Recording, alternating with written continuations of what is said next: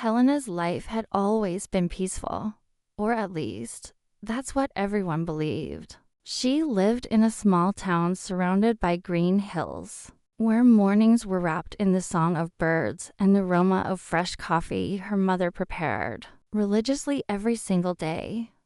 Her routine followed a predictable rhythm, waking up early, helping at the family's small shop, and ending the evening at the dinner table with her parents and younger brother, sharing simple stories, laughter, and sometimes the kind of comfortable silences that say as much as words. On the surface, everything looked perfect. A harmonious home, attentive parents, a protective brother. But inside Helena, there was always a faint shadow of doubt, something she could never quite explain. It was like a question without words, asleep at the back of her mind. She didn't know exactly what she was searching for. She only felt there was something more to her story that no one ever spoke about. Since childhood, she had noticed small details that didn't quite fit. Old photographs where she never appeared before a certain age. The awkward silences whenever she asked about the day she was born. A strange feeling of being different, not physically, but as if she carried a fragment of another life inside her. Still, she loved her family deeply. Her parents had always been present, careful, and devoted. Helena believed that some answers simply didn't exist, and maybe it was better not to look for them. So she lived the life everyone expected of her, working, taking care of the house, helping her mother, and supporting her father on the hardest days. There was no room for great surprises until everything changed. It was an ordinary autumn afternoon. The wind was sweeping golden leaves across the sidewalk, and the sky seemed heavier than usual. Distracted, Helena walked home after closing the shop. Her mind was far away, maybe daydreaming about a trip she had never taken or plans she had never found the courage to start. That's when an unexpected presence appeared. A man stood at the corner, watching her with a fixed, penetrating gaze. A shiver ran down her spine. It wasn't exactly fear, but rather a strange mix of curiosity and discomfort. He didn't move. He just followed her with his eyes as she walked past. And even without a single word exchanged, Helena had the unsettling feeling that this moment would change everything. That night at the dinner table, she tried to ignore the uneasiness. She smiled, talked, helped serve dessert. But in her heart, she knew something was coming. She couldn't imagine that, in just a few days, that man would cross her path again, bringing with him a revelation that would shake every memory, every certainty, every piece of the life she had built until then. Helena didn't know it yet, but she was about to hear the words that would forever change the way she saw herself and her family. Words that would make all those small, forgotten details suddenly make sense. 2 days after that brief and silent exchange of glances, Helena decided to take a different route home. The autumn air was still cool, and yellow leaves carpeted the sidewalks. The town felt quieter than usual, as if it was keeping a secret with her. She walked slowly, glancing into shop windows, letting her thoughts drift. Then, turning a corner, she saw him again. The same man, the same still, almost calculated posture. He was leaning against a lamppost, as if he had been waiting for exactly this moment. This time, she didn't look away. Helena's heart sped up, and each step toward him seemed to slow time itself. When she was close enough, the man gave a small, not a simple gesture, yet heavy with intent. "Helena," he said, as if speaking her name was the most natural thing in the world. She stopped, startled. How did he know her name? "Do I know you?" she asked, trying to keep her voice steady, though she felt the pull of both curiosity and fear. The man smiled, not with joy, but with something deeper, as if he had waited years to stand before her. "No." And yes, he answered enigmatically. We've never met, but I know a lot about you. Helena instinctively stepped back. Her body was cautious, but her mind was racing. Why do you know me? She asked, crossing her arms, trying to shield herself from this stranger who somehow knew more than he should. He took a deep breath, like someone about to say something that could never be taken back. Because I am, you're real. Father, the world went silent. The distant hum of cars, the murmur of people on the street, even the rustle of the leaves all faded away. Only that sentence echoed in her mind, repeating over and over, "Your real father." "That doesn't make sense," she said, her voice almost trembling. "I already have a father." The man nodded slowly, as if expecting that answer. "I know. It's hard to believe. But there are things you don't know. Things you were never told." His words lit a mix of anger and confusion inside her. Who was this man to appear out of nowhere, throwing out words that could destroy a lifetime of memories? And yet, there was something about him, a subtle detail in the way he looked at her, as if he knew every feature of her face, every expression she made. "If what you say is true, prove it," Helena demanded. He glanced around to make sure no one was watching, then stepped closer. His voice dropped to a near whisper. "When you were 6 years old, you fell off your bike and scraped your right knee. You still have the scar. It happened on a dirt road near a field, and it was raining. That day, you were crying, and I was the one who carried you home."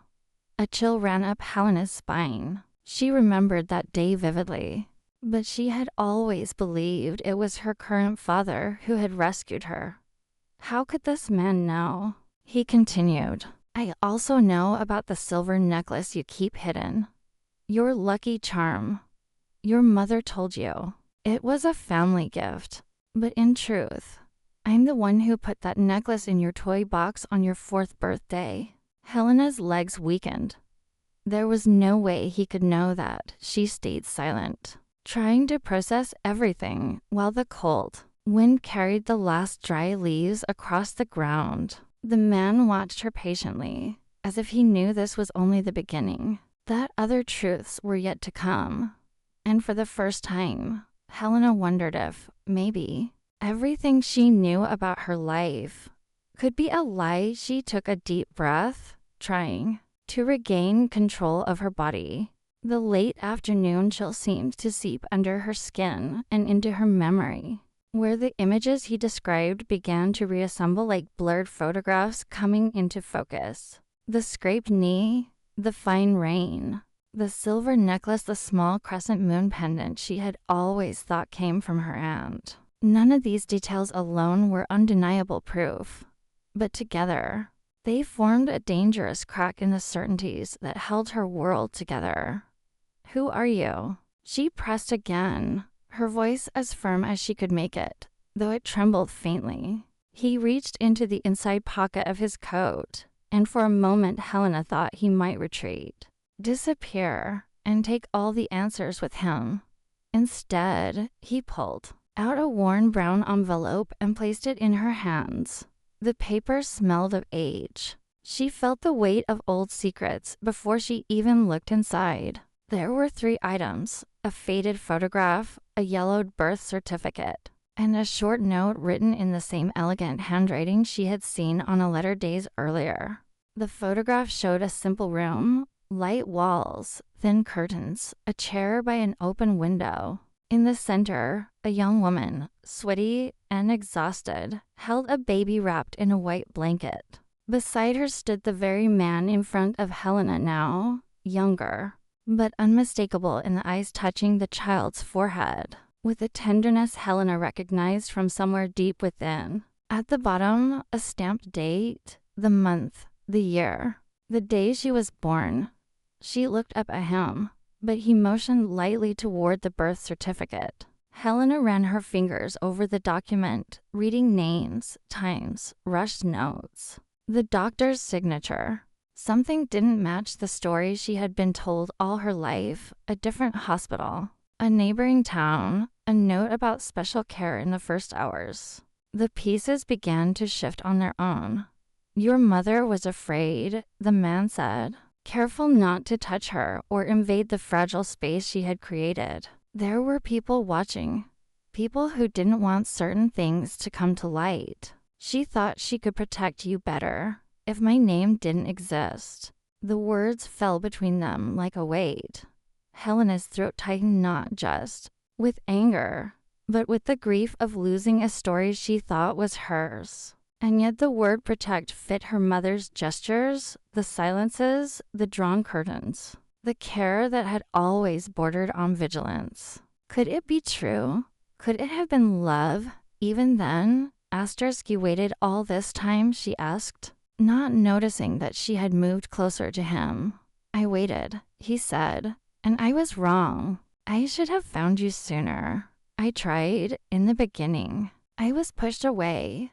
Later, when I finally got close, I realized that one wrong move could put you in danger. And also, his voice faltered for just a moment. I was afraid you'd reject me, that you'd think I was just another stranger. Helena pressed the photograph to her chest as if to warm it. The wind picked up, dragging leaves across the street. She closed her eyes for a moment, longing to hear her mother's voice, the familiar clatter of pans in the kitchen, her brother's footsteps at the door. She wanted to cling to what she knew, but when she opened her eyes, the world hadn't returned to its old shape. The man was still there, solid, and the papers in her hands weighed more than any dream. You said you know things about me that no one else could possibly know, she said, trying to pick the thread of the conversation back up, like someone clinging to a rope to keep from falling. What else? He nodded, as if he had been waiting for the question. You're afraid of thunder, not because of the noise, but because the blackout scares you. When the lights go out, you look for a specific candle in the second kitchen drawer. The blue candle.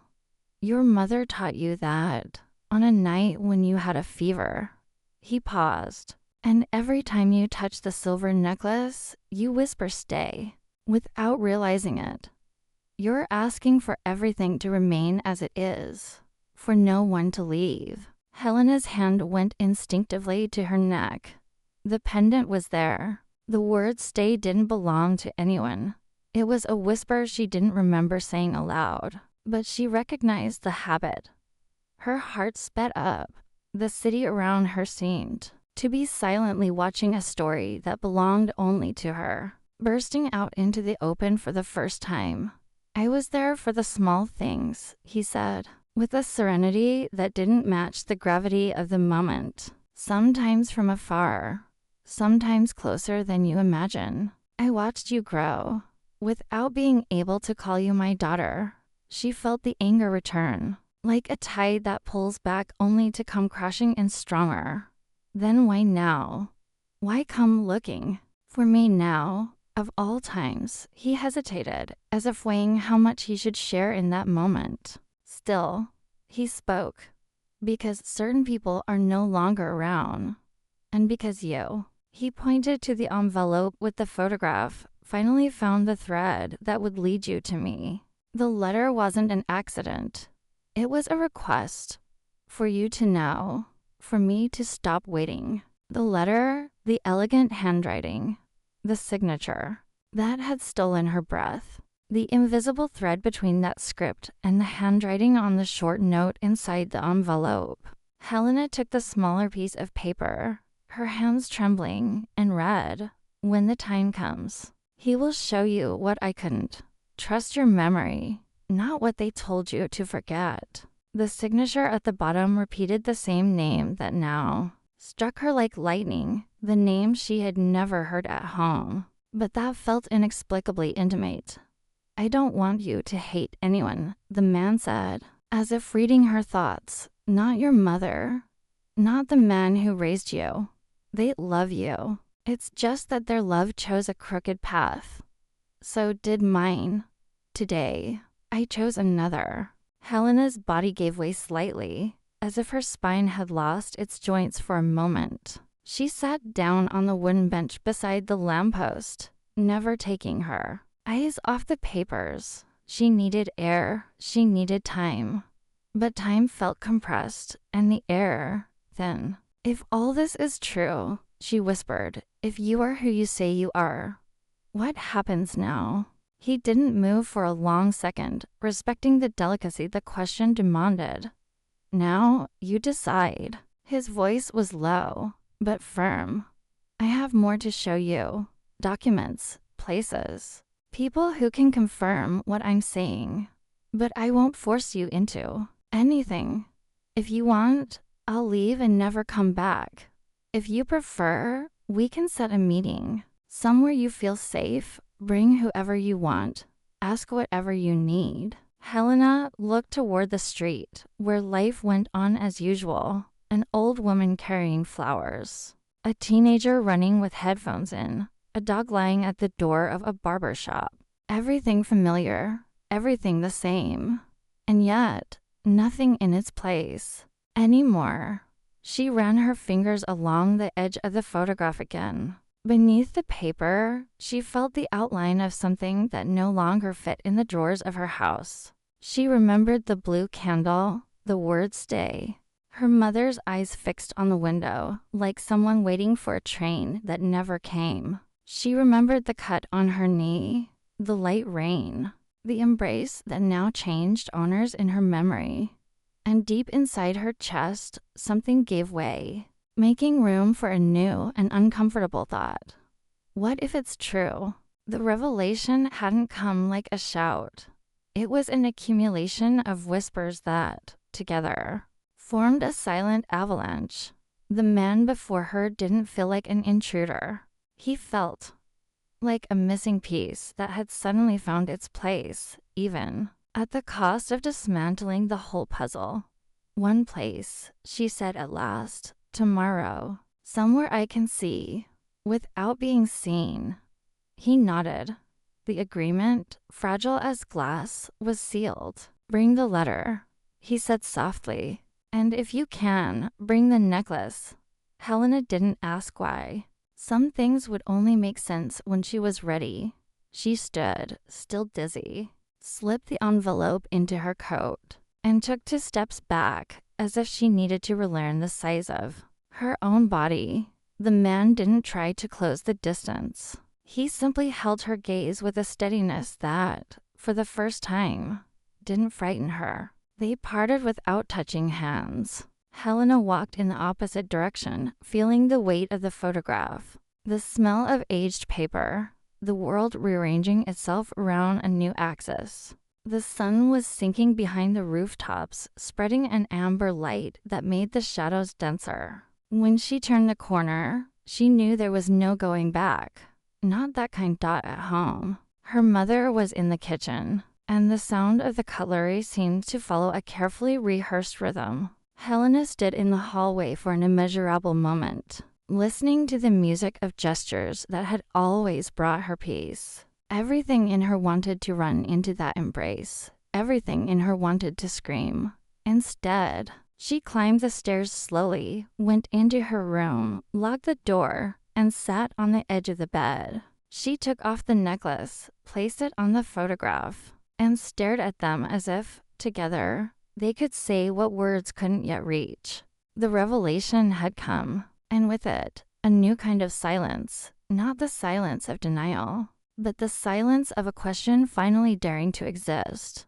Tomorrow, she would see whether the name on the signature was only ink or blood. The next day, Helena chose a discreet cafe on a cobblestone street where the noise of cars was drowned out by the clinking of cups and cutlery. She sat facing the door, as if she wanted to watch the story walk in. The silver necklace remained in her closed palm, warming slowly. When the man entered, there was no surprise. His eyes held the confirmation that this meeting had already been lived 1,000 times in imagination. He approached without touching her, respecting the space she still guarded like a shield. He placed an aged leather folder on the table. The simple gesture made the world lower its volume. The cafe's chatter faded. The afternoon slowed, and Helena held her breath.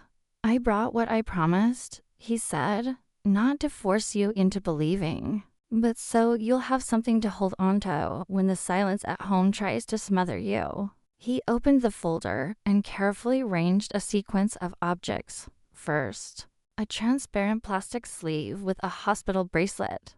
Helena leaned closer. There was an incomplete name, the correct initials, and the date written in slightly faded blue ink.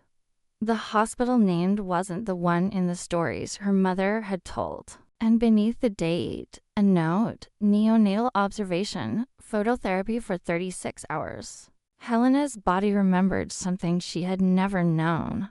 A bright light, a thin blanket, a sharp smell of alcohol cutting through the skin. Borrowed memories, perhaps, but ones that now seemed to want to take root in her. "You had jaundice when you were born," he explained quietly. "The light bothered you. Your mother sang to keep you from crying. I did too." From the bottom of the folder, he took out a cassette tape with a handwritten label, "Stormy Night." Beside it, an old recorder, the kind that seemed to keep voices in its corners. The man pressed play. Crackles, wind, a distant thunderclap. Then a soft song, hummed by a woman, a simple melody, repeated like a mantra. And behind it, a slightly off-key male voice trying to follow along. Helena covered her mouth with her hand. It wasn't the lyrics that struck her. It was the rhythm. That slow cadence, the pause in the second line, the HMM before starting again. It was exactly the way her mother still hummed when fever came. And the world turned to glass. The shiver at the back of her neck felt like signing a receipt for a memory. "How did you?" she began. But the question died between the back of the chair and the floor. He turned off the recorder gently, as if not to startle a perched bird. "I kept this for years," he said, "not to haunt you. To remember that I existed in that room, that my voice reached you, even if only for a few minutes." Then came the photographs, not the posed kind, easy to fake. These were details, a window, with lace curtains and 3 small mold spots in the shape of a triangle, a wall clock frozen at 2:17, a patch of wall with peeling paint shaped like a leaf. In another picture, a crib pushed into a corner, a crooked star sticker on the wood, its crescent moon tip missing. Helena didn't know that house, but she recognized the crooked star. Her mother used to draw it the same way, with one point. Shorter. Coincidence, or a trait that crossed memories? They left the house in a hurry, the man said, pointing to a small notepad with an old address, now non-existent. "I came back days later and recorded what I could, not as legal proof, but as the only way not to let the scenes inside my head be replaced." Helena turned the photos slowly. She felt that if she looked too quickly, something might slip through the edges. The man then placed 2 papers side by side, a preschool report card with a child's drawing at the bottom, a house, 2 people holding hands, and beside them, a larger faceless figure, and a prescription for an old medicine, issued in the neighborhood where her father's workshop now stood. The dates didn't line up perfectly, but they told a story, a change of city, a change of names, a change of roots. "The scary part," he said, choosing his words carefully, "is not what they did to you. It's what they did to each other. There are documents that show that loving you became a threat to the very people who were supposed to protect you from." The bottom of the folder, he pulled out a yellowed newspaper clipping. "Local businessman investigated for fraud and collusion." The highlighted surname belonged to her mother's family before marriage, a distant branch. The kind of relatives who rarely showed up at parties, but visited the notary's office often. Beside it, a return letter, stamped recipient. Absent, addressed to Helena's mother months after her birth. And underneath, a photograph of nothing more than a shadow on the ground cast through the slats of a shutter. Nothing else, but on the back, in handwriting she didn't yet recognize, they watched the light. Helena felt the coffee lose its taste. She remembered closed curtains on sunny days, her father avoiding windows during storms, the blue candle, the second drawer, whispering stay to the necklace like a prayer she refused to admit was a prayer. The small things now formed a geometry of secrecy. "I'm not here to scare you," the man said, his voice soft but steady. "I want to give you things that are yours by right. And if they're not, then at least they'll open a door in your mind so that only the truth can walk through it." He then placed a small white envelope on the table. Inside, a piece of dull silver metal shaped like a half moon, broken in half. Helena resisted the urge to touch it right away. The man opened his palm to reveal the other half, the missing piece. Without him needing to explain, she understood. It was a divided pendant. On the inside, tiny engraved letters read, "H. Come back to the light." Helena's heart beat once, then harder. Her half, the one she had carried since childhood, had the same marks of wear in the same places. The fit was perfect, not symbolic, but literal. Metal meeting metal, as if the word destiny had been forged into it. She swallowed hard. "Your mother is not your enemy," he repeated, like someone reciting a warning. "She thought erasing my name would erase the danger. She miscalculated in the long term, but she loved you in the short term. I didn't come to undo that. I came to tell you that it's possible to live with both parts of the story without destroying yourself in the process." Outside, a motorcycle passed. The barista tapped the milk jug on the counter. The world went on. Inside, Helena's axis shifted. "And the legal side?" she asked, retreating into something solid. "Is there anything that proves this beyond memory and metal?" He nodded, pulling out a small plastic bag with 2 sealed cotton swabs and a form. Helena pulled back slightly, not because she doubted the method, but because that word, DNA, felt far too definitive for the minutes showing on the clock. "Not now," he said, as if reading the air between her furrowed brows. "There's no rush. I brought it because I know doubt is exhausting. But you choose the when, and you choose the how. In a clinic, with a lawyer, with whoever you want. His voice faltered slightly. "I just want to fit into some sentence of yours that doesn't begin with a stranger."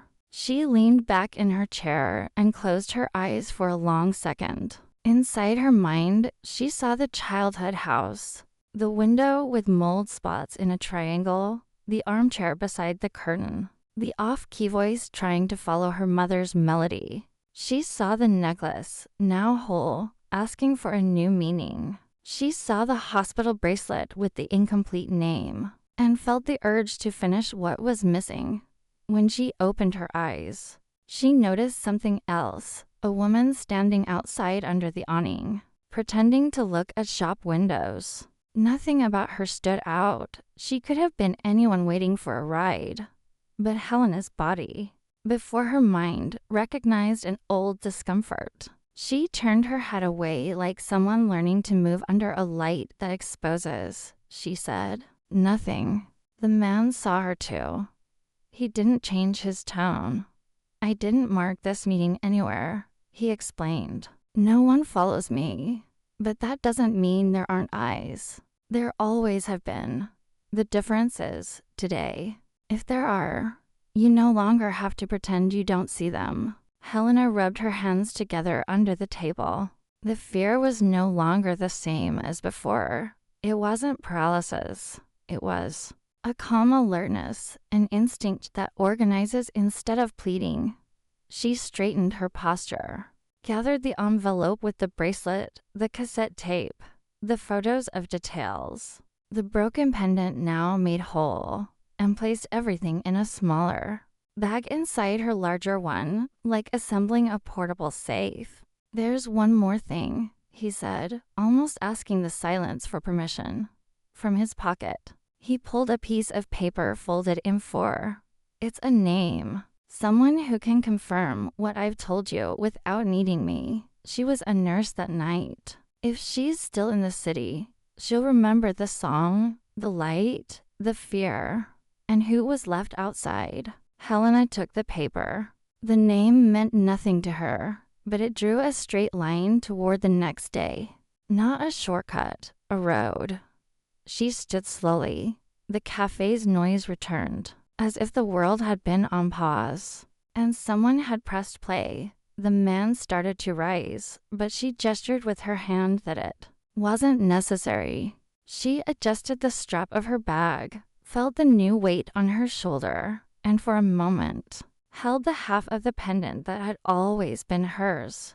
The other half rested in his coat pocket, not as a threat, but as a promise of meeting again. In the glass door, her reflection showed a woman slightly different from the one who had walked in, the same eyes, but with the horizon line shifted. Stepping outside, Helena breathed in the cold air and realized the city hadn't changed color. She was simply seeing new colors. And as she walked, she repeated to herself, not as a plea, but as a decision, stay. Not the fear, not the secret. Stay, the truth she would choose to build from here on. The evidence existed. The details, frightening in their intimacy, fit together like interlaced fingers. Confirmations were still missing. Her mother's voice was still missing. The nurse from the stormy night was still missing. But the map was drawn, and for the first time, Helena didn't feel lost because she didn't know everything. She felt found by the possibility of finally knowing. Helena walked alone along the sidewalk, the cold wind hitting her face as if every gust carried a new question. The city lights flickered in the distance, but to her, it felt like only one light remained on, the light of doubt. Every step echoed a memory that now needed to be reviewed, reevaluated, maybe even rewritten. His words hammered in her mind. "I just want to fit into some sentence of yours. That doesn't begin with a stranger." No matter how she tried to push it away, the truth was there were too many details for it all to be coincidence. The necklace, the song, the bracelet, and that look in his eyes, carrying a quiet pain, as if he too had lost years that would never return. Turning the corner, Helena stopped and looked back. The street was empty, but the feeling of being watched remained, no longer as a weight, but as a reminder. She took a deep breath. Maybe that meeting hadn't been just a shock. Maybe it was the first step of a journey that could change everything.